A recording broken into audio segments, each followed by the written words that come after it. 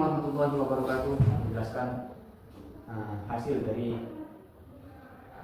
laporan penelitian kami yang mana berjudul makna penggunaan metode diskusi guru fikih dalam meningkatkan minat belajar santri dan menganalisis metode diskusi terhadap minat belajar santri di kelas 6 pada fase 6 di MTI Islam Muja, yang mana kami beranggotakan 4 orang. Saya ada Zainul Arifin, Fiana Wulandika, Hafifah Widya Utami. Baik, saya akan memaparkan terlebih dahulu tentang pendahuluan mengapa kami mengambil tema tentang makna penggunaan metode diskusi pada guru fikih. Tentunya pendidikan Islam tidak hanya berorientasi pada penguasaan pengetahuan teoritis semata, tetapi juga menentukan karakter, akhlak, dan kompetensi beragama peserta didik. Jadi mata pelajaran fikih itu merupakan salah satu komponen utama untuk menentukan karakter, akhlak, dan kompetensi beragama pada peserta didik, baik itu intelektualnya. Tentang terjadinya pada saat sekarang ini, yaitu menurunnya fenomena minat belajar tidak hanya terjadi di satu tempat, tetapi telah menjadi isu umum dan telah banyak pada lembaga-lembaga pendidikan merosotnya minat belajar siswa. Jadi metode belajar yang sering digunakan seperti ceramah tradisional, itu cenderung santri sebagai penerima itu ataupun sebagai pasif informasi itu lebih ke bosan. Maka itulah metode diskusi sebagai perbaikan ataupun alternatif yang berpotensi meningkatkan keterlibatan aktif santri dan pada gilirannya meningkatkan minat belajar tadi khususnya. Jadi metode diskusi itu adalah pendekatan di mana peserta didik dan guru secara bersama mengeksplorasi ide, bertukar pikiran, pandangan, serta memecahkan masalah melalui kelompok kecil. Jadi dengan demikian, maka dengan adanya pemerosotan minat belajar khusus di setiap lembaga, di setiap lembaga hampir pada semua lembaga, maka diperlukan kajian yang lebih mendalam. Demikian maka perlulah kajian yang mendalam terkait penurunannya minat belajar pada setiap lembaga. Yang pertama itu untuk menggali makna kekuatan metode diskusi oleh guru fikih dalam proses pembelajaran. Sejauh mana metode diskusi itu berdampak terhadap motivasi serta pada keterlibatan santri atau siswa tadi. Itu perlu dikaji. Yang kedua itu menganalisis pengaruh metode diskusi terhadap kontribusi pada pengembangan terhadap minat belajar santri dalam mata pelajaran fikih itu, untuk mengukur sejauh mana metode diskusi berdampak pada motivasi dan keterlibatan santri itu. Dan metode diskusi harus diukur oleh guru fikih dalam proses pembelajaran. Bagaimana guru memahami dan mengimplementasi diskusi sebagai strategi pembelajaran. Assalamualaikum warahmatullahi wabarakatuh. Nama saya Fiana Wulandika dengan NIM 2312226. Pada bagian ini saya akan memaparkan hasil dan pembahasan penelitian dari bagian hasil temuan kuantitatif. Penelitian ini membahas pengaruh metode mengajar terhadap minat belajar siswa di Al-Islam Muja dengan jumlah responden hanya sebanyak 20 siswa. Nah, dari hasil temuan kuantitatif, yang pertama ada statistik deskriptif. Statistik deskriptif ini kami dibagi menjadi dua. Yang pertama variabel X dan variabel Y, yang mana variabel X yakni metode mengajar. Nah, pertama kita lihat hasil statistik deskriptif pada variabel X, yaitu metode mengajar nilai rata-rata atau MEM berada pada rentang 3,80 sampai 40 yang menunjukkan bahwa metode mengajar guru dinilai baik hingga sangat baik oleh siswa. Selanjutnya indikator dengan nilai tertinggi adalah X4, artinya aspek ini paling dirasakan oleh siswa. Sementara indikator dengan nilai terendah adalah X2, tetapi tetap berada pada kategori baik. Standar deviasi yang kecil menunjukkan bahwa jawaban siswa relatif seragam. Artinya, persepsi mereka hampir sama terhadap metode mengajar guru. Selanjutnya, statistik deskriptif variabel Y, yakni minat belajar. Pada variabel Y, yaitu minat belajar siswa, nilai rata-rata berada pada rentang 3,95 sampai 4,65. Ini menunjukkan bahwa minat belajar siswa tergolong tinggi hingga sangat tinggi. Dan indikator tertinggi adalah Y5 yang menandakan siswa sangat antusias dalam belajar.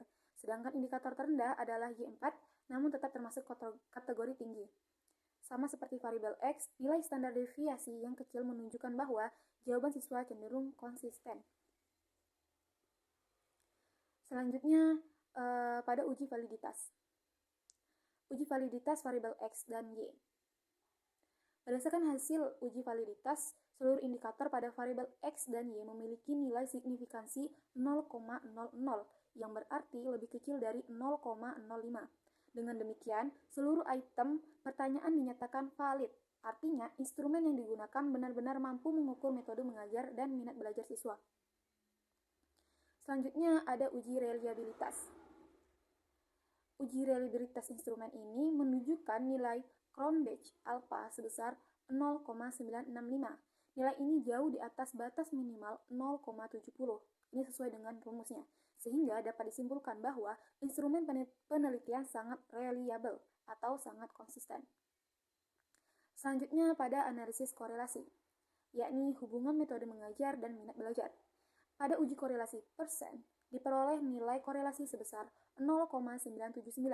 Nilai ini menunjukkan adanya hubungan yang sangat kuat dan positif antara metode mengajar dan minat belajar siswa. Artinya, semakin baik metode mengajar yang diterapkan guru, maka semakin tinggi minat belajar siswa.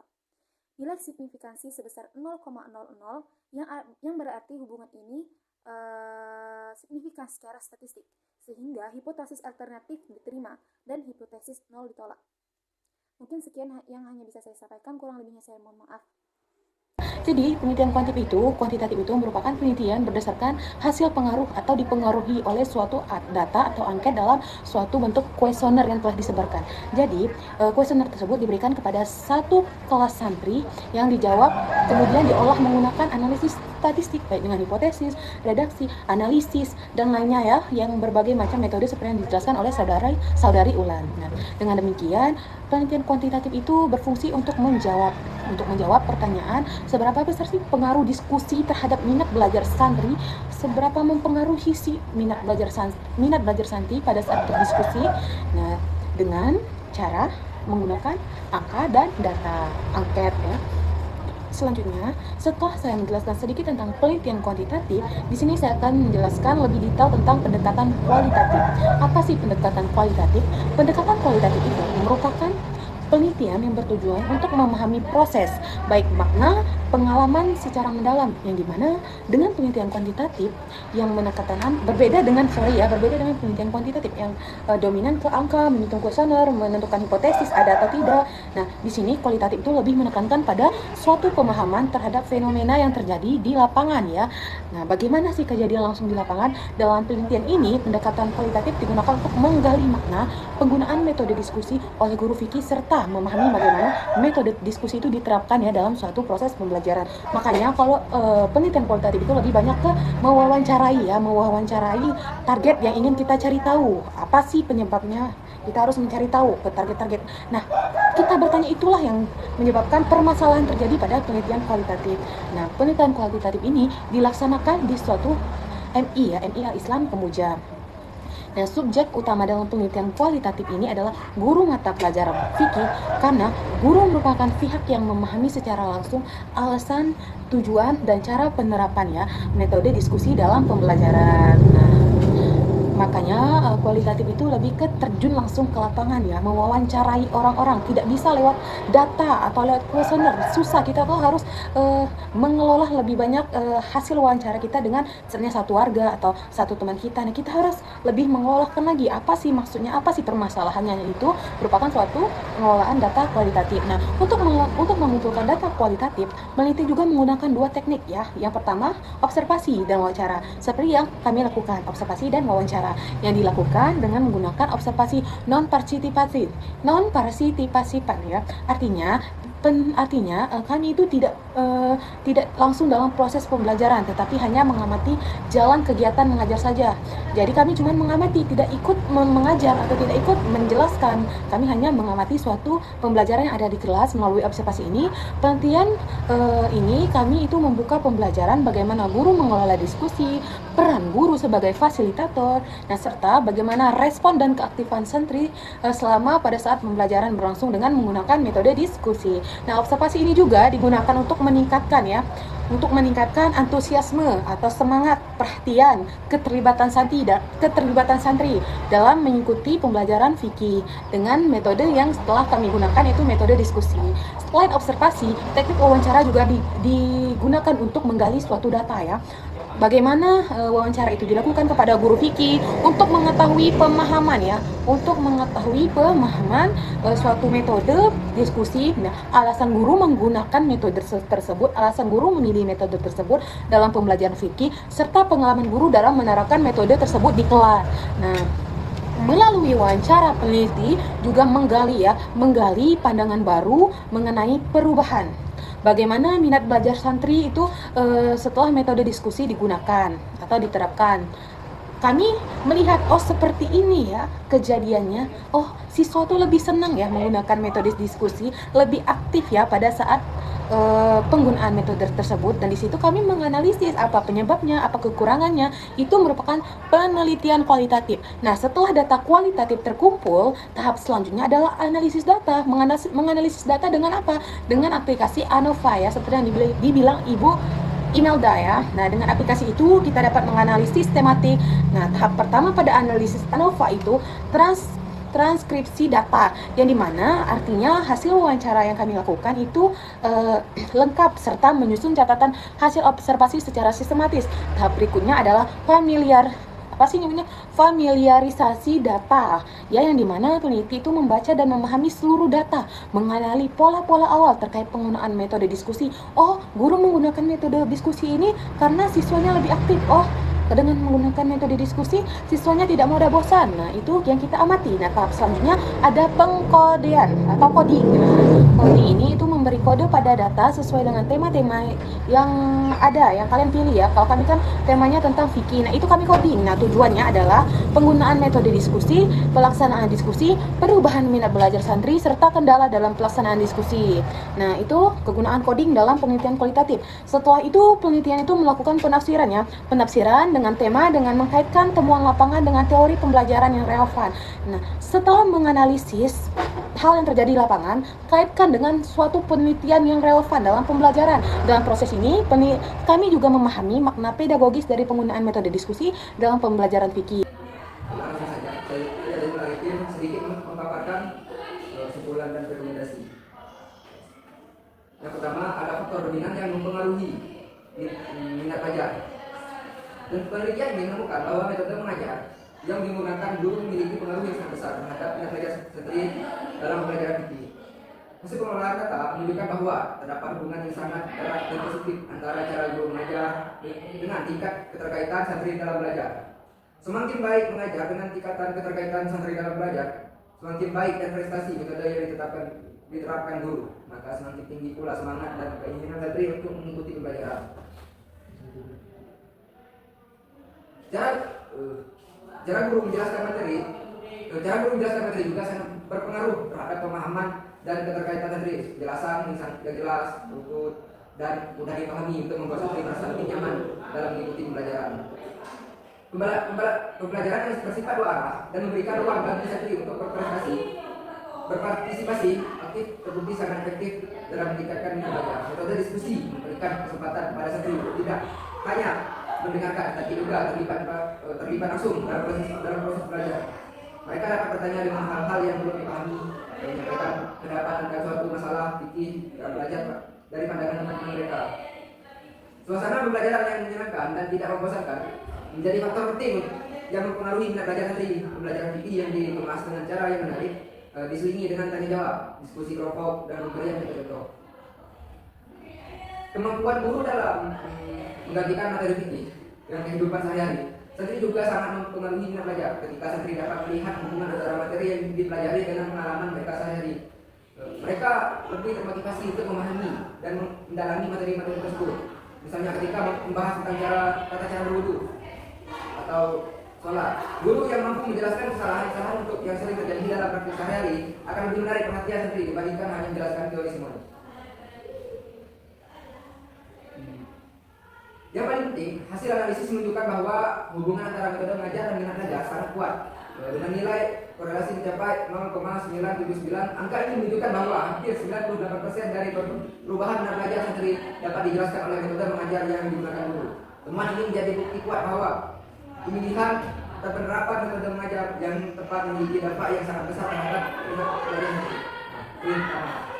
Yang kedua ada makna pembelajaran fikih bagi santri. Berdasarkan hasil wawancara dan pengamatan di lapangan, ditemukan bahwa strategi memaknai pelajaran fikih yang menggunakan metode diskusi sebagai pembelajaran yang lebih hidup dan menarik. Mereka merasa lebih dihargai jika pendapat mereka didengarkan dan didiskusikan bersama. Pembelajaran yang tidak lagi dirasakan sebagai kegiatan dan memaksa santri untuk hanya mendengarkan dan menghafal, tetapi menjadi kesempatan untuk belajar bersama dan saling bertukar pikiran. Santri juga memakai metode diskusi sebagai cara belajar yang membantu mereka memahami materi dengan lebih baik. Pertemuan ini sejalan dengan pendapat para ahli pendidikan yang menyatakan bahwa pembelajaran melibatkan interaksi sosial, pemahaman dan partisipasi aktif, serta didik lebih efektif dan membangun pemahaman yang mendalam. Selanjutnya, saran dan rekomendasi. Yang pertama, saran untuk guru, PAI, dan sekolah. Guru fikih perlu terus meningkatkan kemampuannya dalam menerapkan berbagai metode pembelajaran, khususnya metode yang melibatkan partisipasi aktif santri seperti metode diskusi, pelatihan, dan workshop terhadap strategi mengajar yang menarik dan efektif. Perlu diikuti secara berkala. Guru tidak seharusnya berperilaku pada satu metode, tapi perlu terus belajar dan mencoba pendekatan baru yang sesuai dengan karakteristik santri. Dalam menerapkan metode diskusi, guru perlu mempersiapkan pembelajaran yang dengan matang. Topik diskusi harus sesuai dengan tingkatan pengalaman santri, serta dilengkapi dengan pertanyaan pemantik yang mendorong santri untuk berperilaku dan berpendapat. Sekolah perlu mendukung upaya guru menyediakan fasilitas pembelajaran yang memadai seperti ruang kelas yang nyaman, media pembelajaran yang variatif, dan sumber belajar yang relevan, lingkungan belajar yang kondusif, dan akan membantu menciptakan suasana diskusi yang lebih efektif. Selain itu, sekolah dapat mengembangkan budaya diskusi tidak hanya di dalam kelas, tapi juga melalui kegiatan ekstrakurikuler seperti kajian keislaman, diskusi kitab atau forum santri. Pihak santri akan terbiasa berdiskusi, berpikir kritis, dan menghargai pendapat. Yang kedua ada rekomendasi untuk penelitian lanjutan. Penelitian ini melibatkan jumlah responden yang terbatas, yaitu 20 santri dari satu kelas. Kemudian disarankan melibatkan lebih banyak responden dan beberapa kelas atau sekolah agar hasilnya lebih luas dan digenerasikan. Yang terakhir itu penutup. Penelitian memberikan gambaran yang jelas mengenai pentingnya metode diskusi dalam pembelajaran fikih serta pengaruh terhadap minat belajar sendiri. Metode diskusi terbukti mampu menciptakan pengalaman belajar yang lebih bermakna dan menyenangkan.